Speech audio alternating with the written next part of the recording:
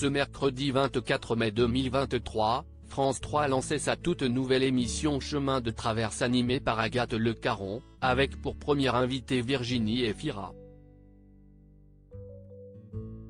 L'occasion pour l'actrice belge, enceinte de son deuxième enfant, de partager de nombreuses confidences et de voir des personnes de son passé ressurgir. Impossible de passer à côté de Virginie Efira en ce mercredi 24 mai 2023.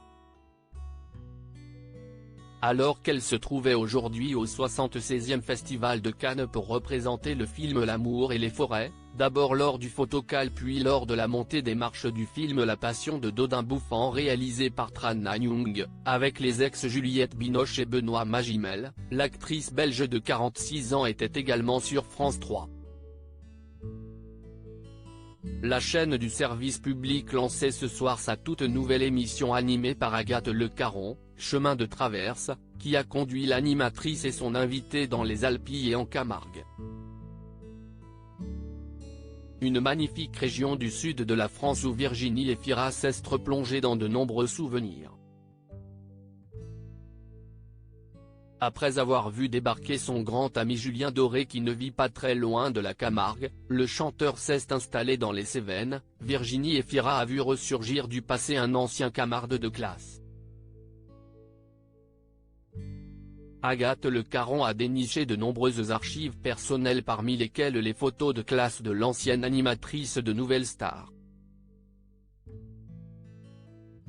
Un moment où les téléspectateurs ont découvert que le premier garçon à avoir embrassé Virginie Efira se prénomme Yvan. Sauf que l'actrice ne se souvenait pas du tout que ce dernier lui avait donné son premier baiser. Un moment sur lequel ils ont pu échanger puisqu'Yvan a appelé Virginie Efira et s'est retrouvé en visio. Yvan Mertens a alors expliqué les circonstances de ce baiser qui n'était pas lié à une histoire amoureuse. Tu te rappelles plus à la piscine au Poséidon, au lit Saint-Lambert, commune dans la banlieue de Bruxelles. Note de la rédaction, lui a d'abord demandé Yvan à Virginie Efira avant de rappeler que deux autres copains se sont embrassés et qu'ils les ont suivis.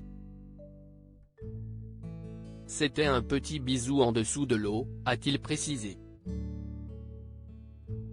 Et alors qu'Agathe Le Caron ajoutait il y a quand même eu un sentiment amoureux, la compagne de Nils Schneider l'a contredite.